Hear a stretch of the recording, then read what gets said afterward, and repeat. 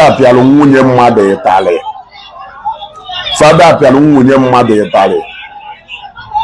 Wee mechie ụzọ wee jụ na ụmụ nwaanyị bịara Ọgọst mitin ahịa abata n'ụlọ ụka ha wee na wee jee kpọọ ndị di ha wee buru ọgụ wee bịa n'ụlọ ụka wee bịa wee meghe ụzọ by force wee na make entry into the church.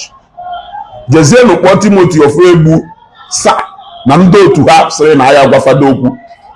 Jeenu kpọọ fada Nwebe Joy na ndị otu ha sịrị na ife fada kwuru the ultimate na mmadụ ahịa gbagha ya n'ụwa, that no genuine Catholic can argue ife fada ekwuru.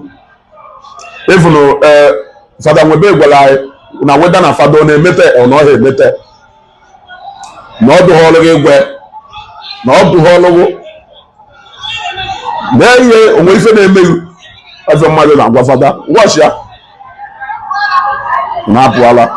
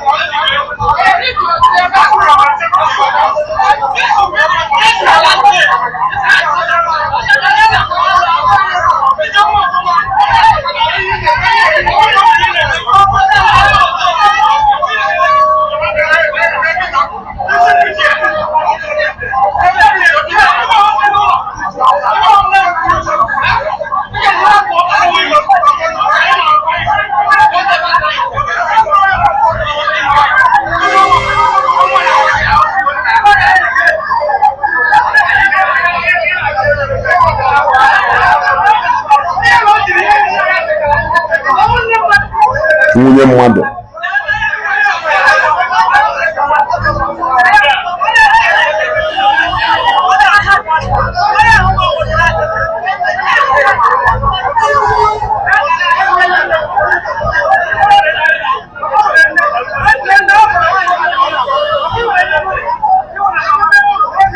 si ọkwa inwere nne inwe mama.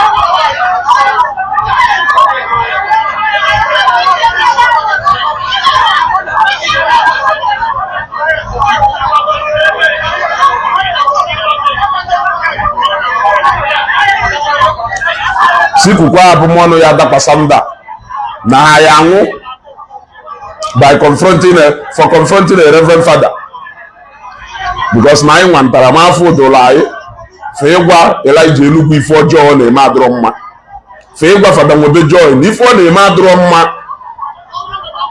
You see, these are Catholics who confronted their Catholic priest for ịpịa nwunye mmadụ ife all in the name of na fada. Ife ọ na fada na mmadụ na school nwe ife ma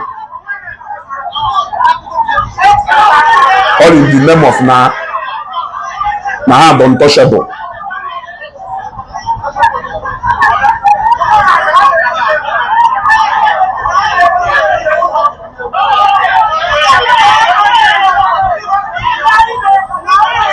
These are Catholics, real Catholics. So for Timothy Ofebu sir, Silmezugo, thank God you are not a Catholic. These are real Catholics. In this 21st century, kono ya da gwam na fada mi fa adoro mma emechi ọnụ ka abụmọnụ gara ịdakwasa m.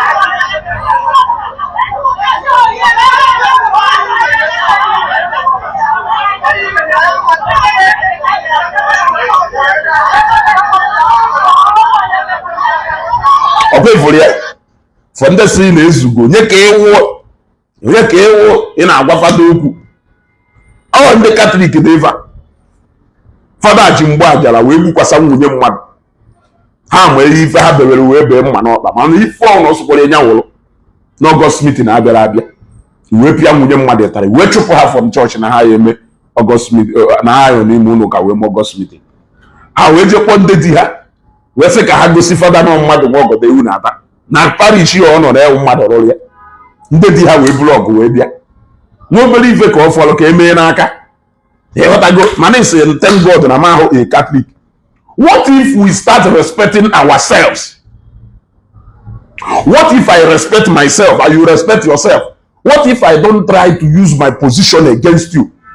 What if I don't try to use where I'm privileged enough to oppress you, believing that you cannot talk back at me because of one doctrine or the other?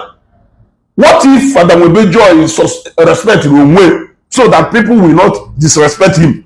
What if Elijah Enugu respect in way can people will really disrespect? Yeah. Now when a reverend father made something like this, ndị mmadụ kwuo okwu esi na apụmọnụ ya adụrụ onye a na onye a ya ata afụ ọ ngo ya ata afụ maka ịma ife imere onwe gị ịma ife imere onwe gị nneche ụbọchị ahụ ebie mmadụ aka na wee mara na ugo ebere na mgbawu ọkwa ifu nneche. You won't hear it from my mouth. You won't hear it from my mouth. If you like, share this video. If you don't like, leave it. Ịghọtago asị na ụlọ onye kwanyere onwe ya ugwu na ugwu na-adụ mma. Akwụkwọ nsọ sịrị children, honor your father and your mother so that your days will be long. Your days will be long. If I were the highest people minus God who will authority over you for bringing you into this world, they are more like your second God on earth here.